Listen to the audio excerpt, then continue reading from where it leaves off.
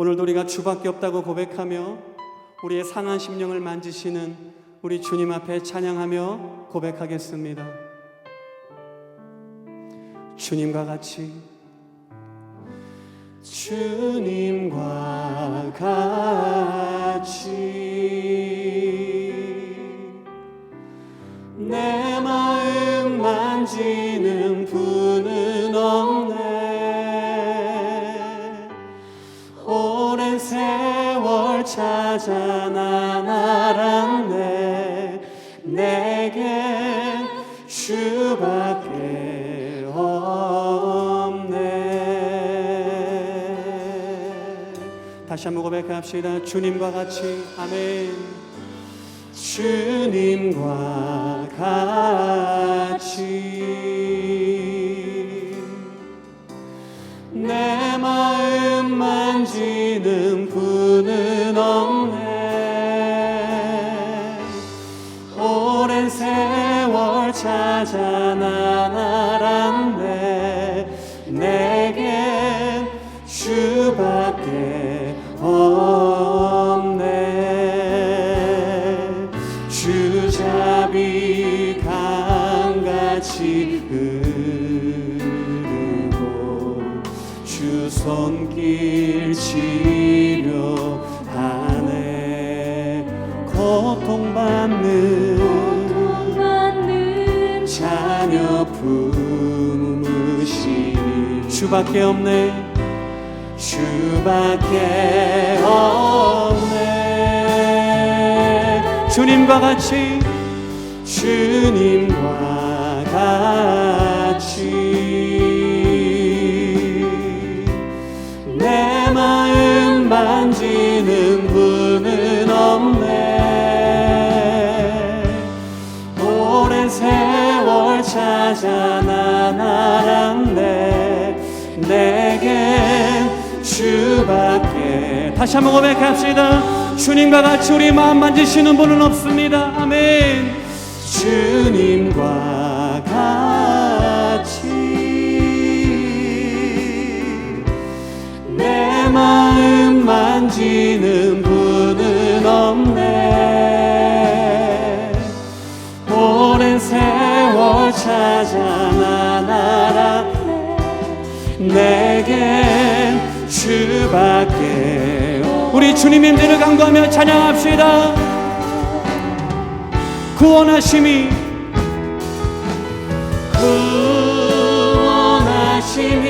보좌에 앉으신 우리 하나님과 어린 양께 있도다.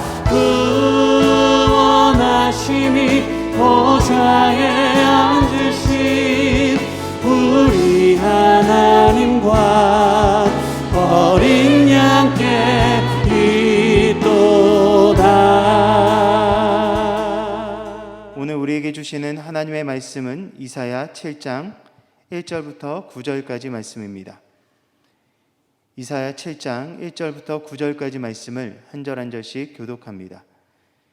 우시아의 손자요 요담의 아들인 유다의 아하스 왕 때 아람의 르신 왕과 르말리아의 아들 이스라엘의 베가 왕이 올라와서 예루살렘을 쳤으니 능히 이기지 못하니라. 어떤 사람이 다윗의 집에 알려 이르되 아람이 에브라임과 동맹하였다 하였으므로 왕의 마음이 그의 백성의 마음이 숲의 바람이 흔들림같이 흔들렸더라.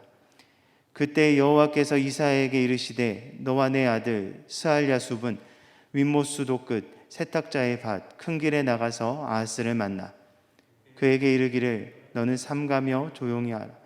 르신과 아람과 르말리아의 아들이 심히 노할지라도 이들은 연기나는 두 부직갱이 구루터기에 불과하니 두려워하지 말며 낙심하지 말라. 아람과 에브라임과 르말리아의 아들이 악한 꾀로 너를 대적하여 이르기를 우리가 올라가 유다를 쳐서 그것을 쓰러뜨리고 우리를 위하여 그것을 무너뜨리고 다브엘의 아들을 그 중에 세워 왕으로 삼자 하였으나 주 여호와의 말씀이 그 일은 서지 못하며 이루어지지 못하리라. 대저 아람의 머리는 다메섹이요 다메섹의 머리는 르신이며 65년 내에 에브라임이 패망하여 다시는 나라를 이루지 못할 것이며. 함께 읽겠습니다. 에브라임의 머리는 사마리아요 사마리아의 머리는 르말레아의 아들이니라. 만일 너희가 굳게 믿지 아니하면 너희는 굳게 서지 못하리라 하시니. 사람의 기본적인 욕구 중에 하나가 안정감입니다. 돈을 버는 이유도 안정된 삶을 추구하기 위해서죠. 우리나라가 옛날에 어려울 때 이민을 많이 갔습니다. 왜 그랬나요? 안정된 삶이 보장된 나라로 가고 싶은 것입니다. 사람은 어느 누구나 흔들리고 싶지 않습니다. 편안하고 싶고 안정된 삶을 살기를 원합니다. 그런데 우리의 삶을 흔드는 것이 있다라는 것이죠. 어떤 것은 그냥 흔드는 것도 아니고 마구 흔듭니다. 정신없이 우리 삶을, 우리 인생을 흔들어 놓습니다.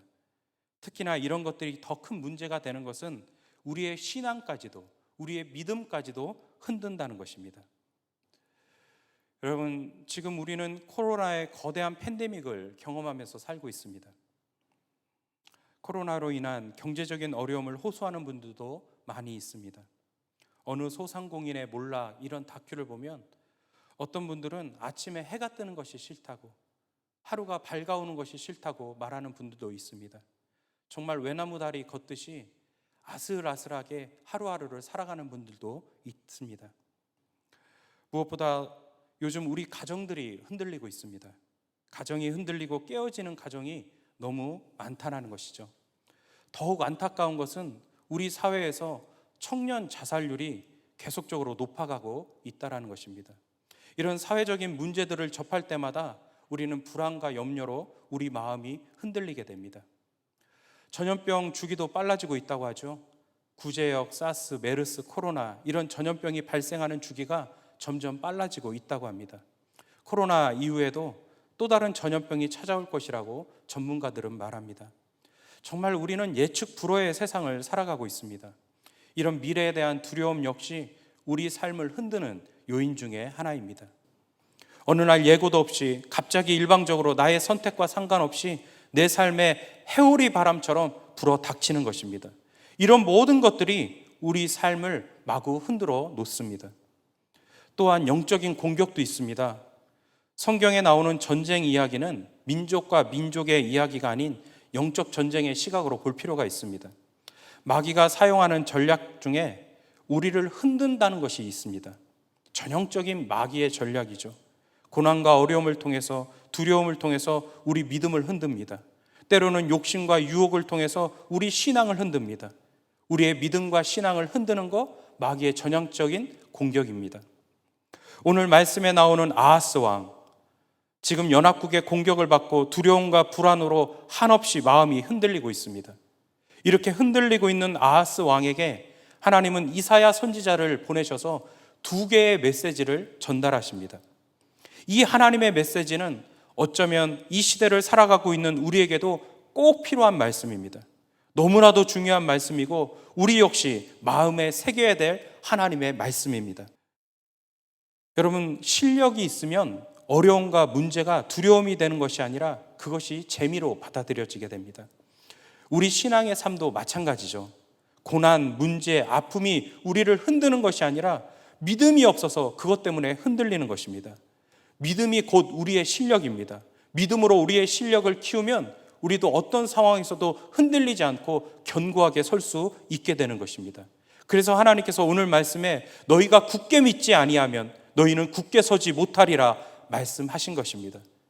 우리가 정말 하나님을 제대로 믿으면 우리는 흔들리지 않고 굳게 설 수 있게 됩니다. 너희가 굳게 믿지 아니하면 너희는 굳게 서지 못하리라, 이 문장을 히브리어로 보면 인노 타미로, 키로 테아미로로 되어 있습니다.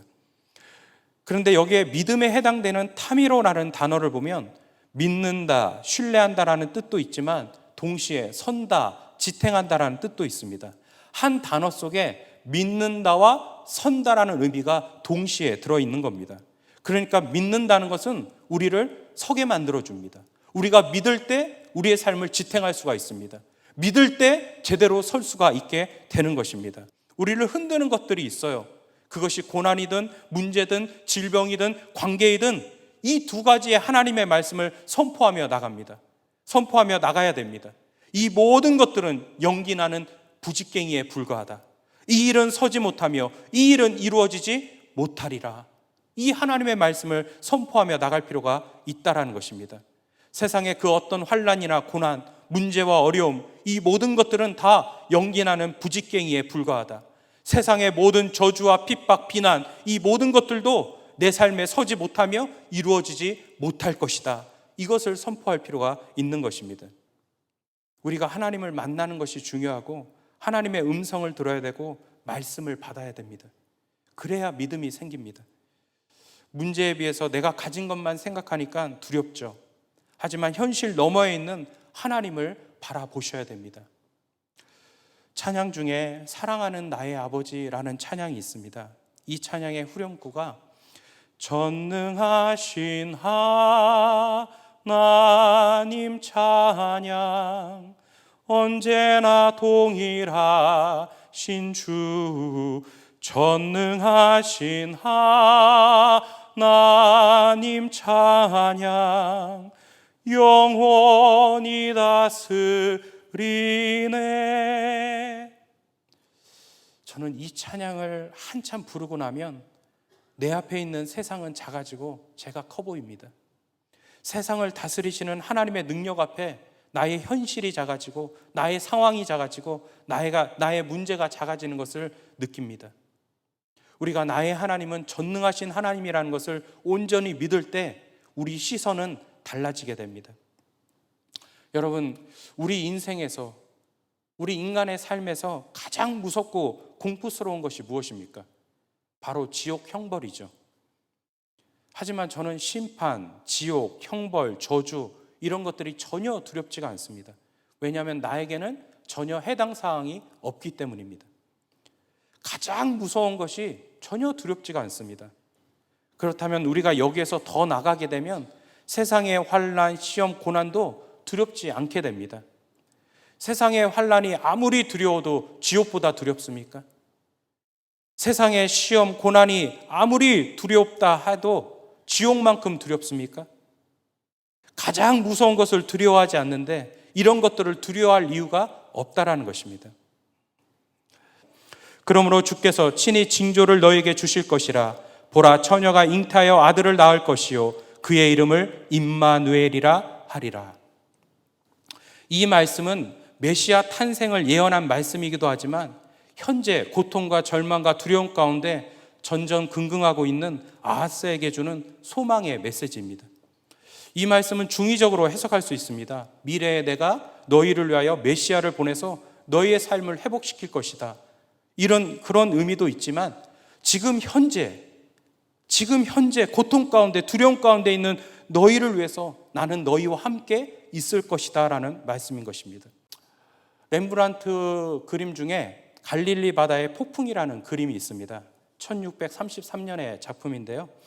이 그림은 30년 전, 한 1990년에 보스턴에 있는 가드너 미술관에서 도난을 맞았습니다. 그래서 현재 이 그림의 행방을 알 수가 없습니다. 그때 당시 형상금만 500만 달러, 우리 돈으로 57억이었다고 하죠. 근데 이 그림을 자세히 보시면 이 제자들이 풍랑을 만났을 때 두 그룹으로 나누어지게 됩니다. 한 그룹의 제자들은 풍랑과 사투를 벌이고 있고 한 그룹의 제자들은 배 뒤편에 있는 예수님 주위로 모여든 제자들의 모습을 보고 있습니다. 렘브란트가 말하고 싶은 것은 무엇입니까? 여러분, 우리 인생의 풍랑은 다 있죠. 그 풍랑이 우리 삶을, 우리 인생을 흔들어 버려요. 그랬을 때 내 힘으로는 저 풍랑을, 우리 인생의 풍랑을 잠재울 수 없다는 겁니다. 예수님께로 가까이 나가셔야 됩니다. 저 풍랑 중에도 예수님은 제자들과 함께 계시잖아요. 우리 인생의 풍랑이 불 때 하나님은 멀리 계신 분이 아닙니다. 내 인생, 내 삶 가운데 함께 하십니다. 임마누엘의 하나님입니다. 그렇다면 우리가 어떻게 해야 되죠? 나와 함께 하신 하나님께로 가까이 나가야 돼요. 내 힘으로, 내 능력으로 애쓰고 노력한다고 해서 이 내 인생의 풍랑을 잠재울 수가 없다는 겁니다. 어떻게 하든 내 힘으로 한번 해보겠다, 내 노력으로 해보겠다 하면 우리는 계속 흔들리는 인생을 살게 될 것입니다. 지금 현재 내 인생 속에서 나와 함께 하신 하나님, 그 하나님께 가까이 나가 그분을 붙잡아야 되는 것입니다. 여러분, 우리는 지금 코로나의 고난의 골짜기를 현재 걸어가고 있습니다.